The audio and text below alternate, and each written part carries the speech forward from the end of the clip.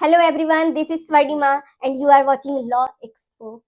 ये हमारा दूसरा क्लास है और प्रीवियस क्लास में हम लोगों ने पढ़ा था type of offences in India, जिसमें हम लोगों ने कई टर्म्स डिस्कस किए थे, जैसे कि cognizable offence, non cognizable offence, bailable offence, non bailable offence, compoundable offence, non compoundable offence and so many more. ऐसे लॉ के कई टर्म्स उसमें हम लोगों ने डिस्कस किए, लेकिन लॉ का हर एक टर्म, जितनी भी बातें डिस्कस करी हम लोगों ने, उसमें लॉ के हर एक वर्ड, हर एक टर्म्स के कुछ क्या अलग एक्सप्लेनेशन, अलग मीनिंग है। तो वैसे ही सबको आसानी से समझ पाना इतना वो एक शॉर्ट टर्म में आसान नहीं है। तो हम लोग हर दिन हर एक टर्म को इंडिविजुअली और सेपरेटली समझने की कोशिश करेंगे, और वैसा ही जान करके आज हम इस FIR, यह भी टर्म हम लोगों ने उस दिन यूज किया अपने उस टॉपिक के साथ, लेकिन आज इसको एक्सप्लेन करेंगे और इन डेप्थ जानेंगे, सरल भाषा में जानेंगे, और होपफुली बहुत अच्छी क्लैरिटी हो जाएगी उसके बाद आप लोगों की। तो बने रहिए। What is FIR? तो FIR का फुल फॉर्म तो जानते होंगे, first information report. Why and how to file, इसको कैसे फाइल करेंगे और क्यों फाइल करेंगे। What if it is refused, अगर इसको रिफ्यूज कर दिया गया तो, अगर एक्सेप्ट ही नहीं होता है FIR तो, and evidentiary value of FIR। तो आइए देखेंगे। सबसे पहले तो what is FIR।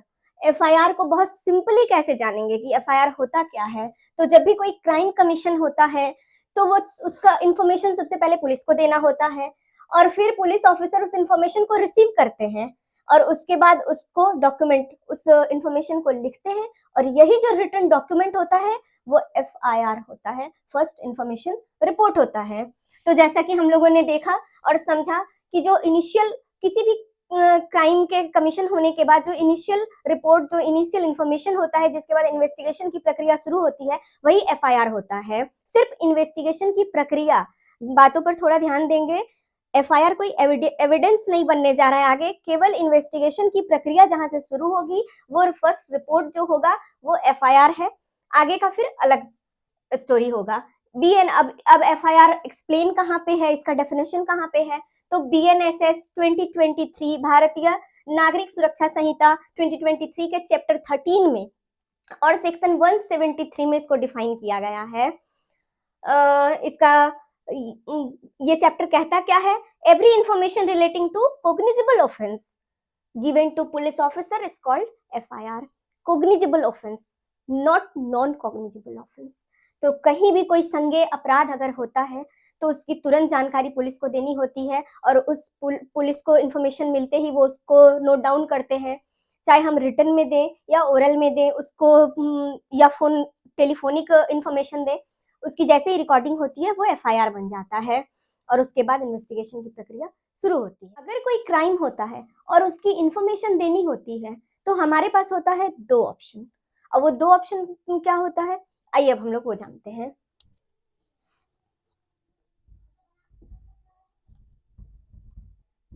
Crime commission needed information, इसकी तुरंत सूचना चाहिए होती है,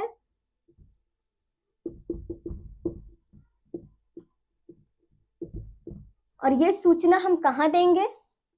हमारे पास यही दो ऑप्शन होते हैं, पहला पुलिस को और दूसरा होता है मजिस्ट्रेट को। बहुत प्रैक्टिकल भी है कि कोई व्यक्ति क्राइम को देख करके अपने किसी रिश्तेदार को तो फोन करेगा नहीं, जाएगा कहाँ FIR कराने? पुलिस के पास।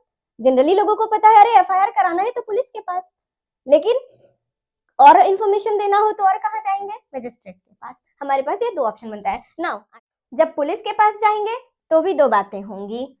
पहला कि ऑफेंस क्या हुआ है, कहने का मतलब है कि सीरियस ऑफेंस और लेस सीरियस ऑफेंस। जैसे कि हम लोगों ने पढ़ा ही था, सीरियस ऑफेंस में rape, murder, dowry death etcetera.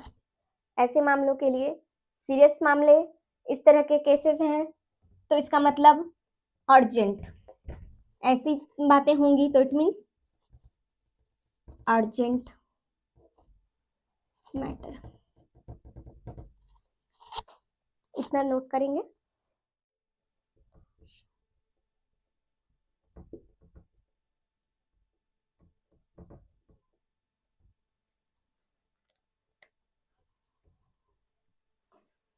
मेरे पास अभी डिजिटल बोर्ड नहीं है, अभी इस तरह में थोड़ी सी प्रॉब्लम हो रही है, तो व्यूअर्स प्लीज थोड़ा सा आप लोग मैनेज करेंगे।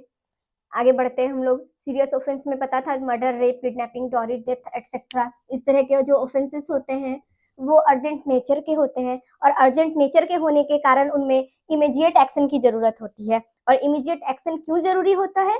ताकि अवॉइड एब्सकॉन्डर ऑफ ऑफेंडर, ताकि ऑफेंडर भाग नहीं जाए, ताकि किसी भी तरह के एविडेंस के साथ वो ऑफेंडर टेम्परिंग ना करे, कोई छेड़छाड़ ना करे, और वो एविडेंस विटनेस के साथ किसी तरह का एक्सटॉर्शन ना करे। उसके लिए तुरंत में इमीडिएट एक्शन होता है, और वो एक्शन होता क्या है? अरेस्ट। पुलिस को तुरंत अरेस्ट करने की जरूरत होगी, और उसके लिए अगर वारंट का वेट करने लगे तो तब तक तो सारा मामला ही खराब हो जाएगा, इसलिए अरेस्ट विदाउट वारंट होगा। और किस बेसिस पे इतना सारा कुछ जो चलेगा, वो अरेस्ट किसी ऑफेंडर को किया जाएगा, तो वो सारा कुछ कब शुरू होगा? ये पूरी प्रक्रिया जब FIR लॉन्च आएगा।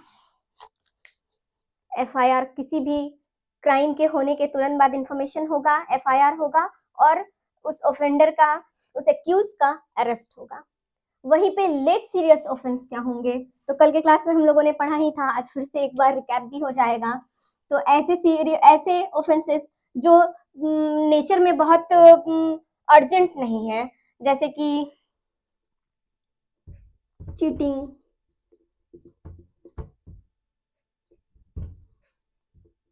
डिफेमेशन,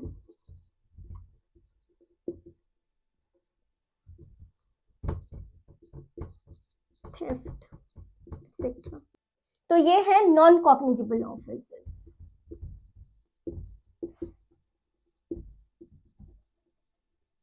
ये नॉन कॉग्निजेबल ऑफेंस की कैटेगरी में आएंगे, और ऐसे केसेस को ही FIR नहीं, इसके लिए होगा हर एक थाने में नॉन कॉग्निजेबल रिपोर्ट होता है, नॉन कॉग्निजेबल रजिस्टर होता है। तो नॉन कॉग्निजेबल रजिस्टर में रिपोर्ट होगा, नॉन कॉग्निजेबल रजिस्टर थाने में, उसमें रिपोर्ट दायर होगी, लिखा जाएगा।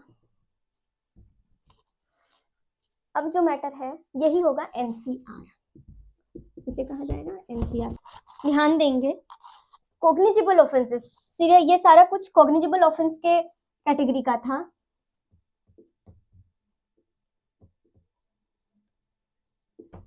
और इसमें FIR हुआ, ये नॉन कॉग्निजेबल था, इसमें NCR हुआ।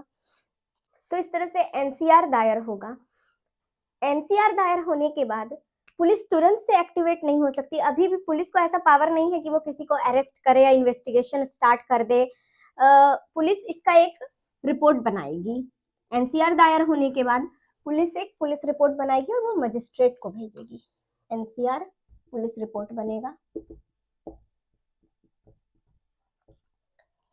अब अगर मजिस्ट्रेट को एंटरटेन करना है यह केस, तो वो ऑर्डर देंगे फिर पुलिस को।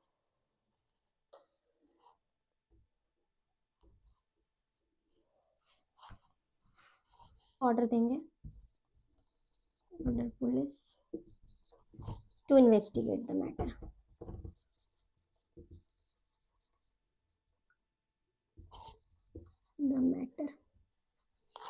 और इसी में पुलिस को अगर वारंट की जरूरत होगी, व्यक्ति की गिरफ्तारी जरूरी होगी, तो कोर्ट के मजिस्ट्रेट के ऑर्डर पे वो वारंट इश्यू कराएंगे।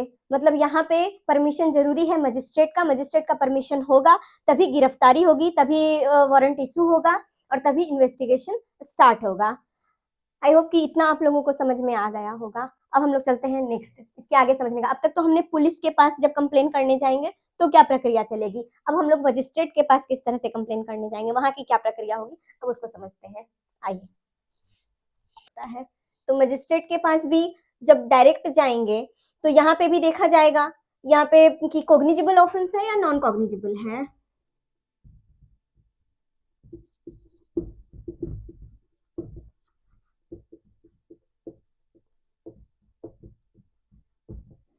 अगर कोग्निजेबल ऑफेंस है तो सेम यही कंडीशन है, बस मजिस्ट्रेट क्या करेंगे, वो तुरंत पुलिस के पास इसको ट्रांसफर करेंगे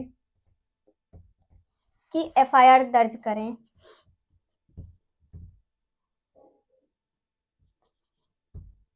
ऑर्डर टू पुलिस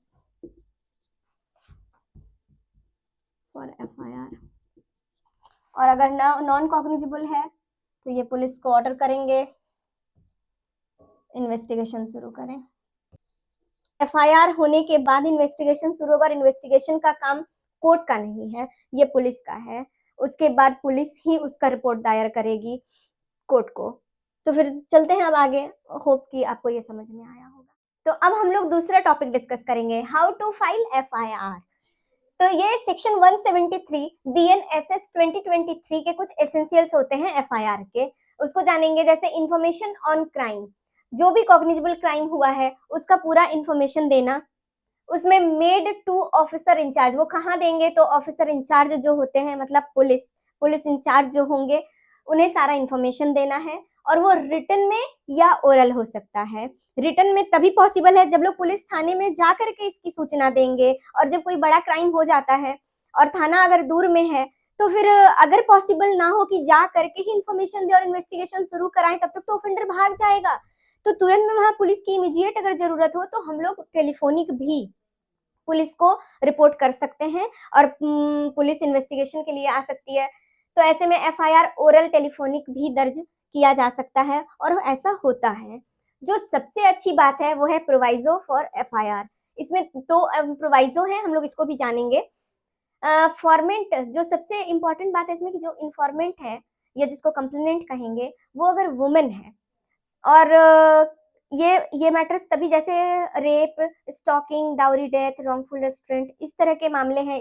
ये जो सेक्शंस हैं, कुछ सर्टेन सेक्शंस हैं इसमें, अगर मामले उनसे रिलेटेड हैं और अगर कंप्लेनेंट हमारी वुमेन है तो उनका एफआईआर वुमेन ऑफिसर ही दर्ज करेंगी।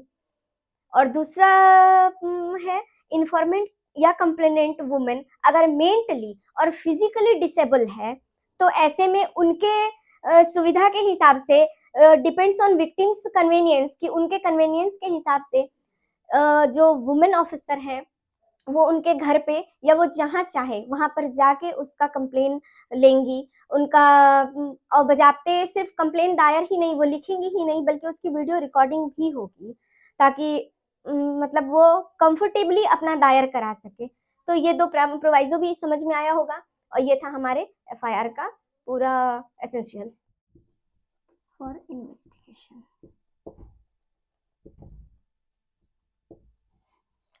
तो अब है हम लोगों का third topic, what if police officer refuses FIR. अगर पुलिस ऑफिसर ही एफआईआर दर्ज करने से मना कर दे तब क्या करेंगे।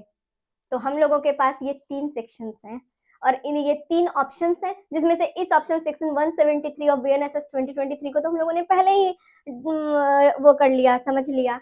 तो पुलिस ऑफिसर के पास हम लोग गए अपना एफआईआर दर्ज कराने के लिए, जो भी ऑफेंडर है उसके खिलाफ, और पुलिस ऑफिसर ने मना कर दिया कि हम एफआईआर दर्ज नहीं करेंगे। कॉग्निजेबल ऑफेंस हुआ और पुलिस ऑफिसर के डिनाइड के बाद अब क्या करेंगे, नेक्स्ट ऑप्शन क्या। तो फिर हमारे पास ऑप्शन है सेक्शन 173 सब क्लॉज 4 बीएनएसएस 2023। इसमें हम लोग जो है, जब पुलिस ऑफिसर डिनाई कर दे कि एफआईआर दर्ज नहीं होगा और कॉग्निजेबल ऑफेंस हुआ है, तो ऐसे में डीवाईएसपी, एसपी या एसएसपी को हम लोग बाय पोस्ट भी वो कंप्लेन भेज सकते हैं, इंफॉर्मेशन भेज सकते हैं, और या जा करके भी वहां पर सारा कुछ बताया जा सकता है। अगर एसपी साहब चाहे तो फिर उसको डायरेक्ट वो इन्वेस्टिगेट, अगर सीरियसनेस उनको समझ में आता है तो वो मामले में खुद से ही इन्वेस्टिगेशन, सेल्फ इन्वेस्टिगेशन शुरू करेंगे, और या फिर तो वो डायरेक्ट करेंगे किसी पुलिस ऑफिसर को इन्वेस्टिगेशन शुरू करने के लिए। लेकिन अगर एसपी, सुपरिटेंडेंट ऑफ पुलिस भी मना कर दें फिर क्या करेंगे। तो अब हमारे पास है सेक्शन 175 सब क्लॉज 3 बीएनएसएस 2023।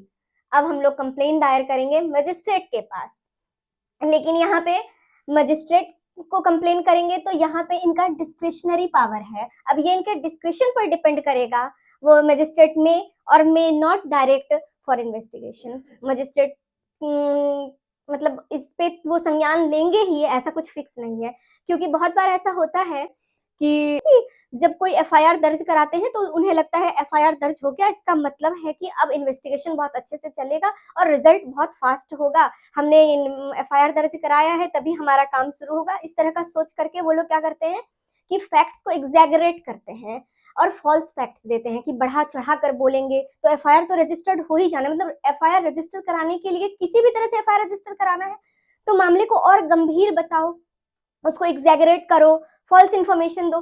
तो ऐसे में कभी कभी क्या होता है कि मजिस्ट्रेट को ऐसा लगता है कि ये फॉल्स इन्फॉर्मेशन है, ये उतना इंटेंस नहीं है, क्राइम ऑफेंस जो है वो उसकी उसकी इंटेंसिटी ऐसी कुछ नहीं है कि उस पर तुरंत में संज्ञान लिया जाए, तो ऐसे में वो रिफ्यूज कर देते हैं या रिजेक्ट कर देते हैं। और एविडेंट्री वैल्यू ऑफ, अगर हम लोग एविडेंट्री वैल्यू देखें,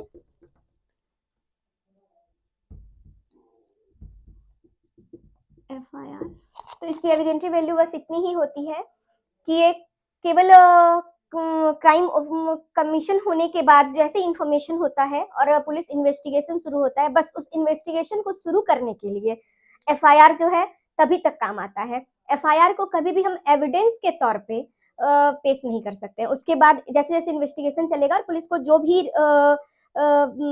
फैक्ट्स रिसीव होंगे, जो भी फैक्ट्स कलेक्ट करेगा, उसको एज अ एविडेंस प्रोड्यूस किया जाएगा। एफआईआर कहीं भी एविडेंस के तौर पे वो नहीं किया जा सकता है, प्रोड्यूस नहीं किया जा सकता है। अच्छा, एफआईआर करा कौन सकता है? तो एफआईआर कोई भी करा सकता है। एफआईआर कराने के लिए एफआईआर खुद पुलिस करा सकते हैं, खुद विक्टिम करा सकता है, और जिसने देखा, जो विटनेस है, जिसके आंखों के सामने हुआ, वो कोई भी कॉमन पीपल करा सकता है। आज हमने 3 टॉपिक डिस्कस किए और होप करते हैं कि आप लोगों को बेहतर समझ में आया होगा। अगर कहीं कोई डाउट रह गया हो तो आप लोग कमेंट बॉक्स में कमेंट करेंगे, मैं डाउट को क्लियर करने की कोशिश करूंगी। और वीडियो अगर पसंद आ रहा हो तो लाइक, सब्सक्राइब एंड शेयर करना नहीं भूलिएगा। तब तक के लिए थैंक यू, फिर मिलते हैं अगले क्लास में।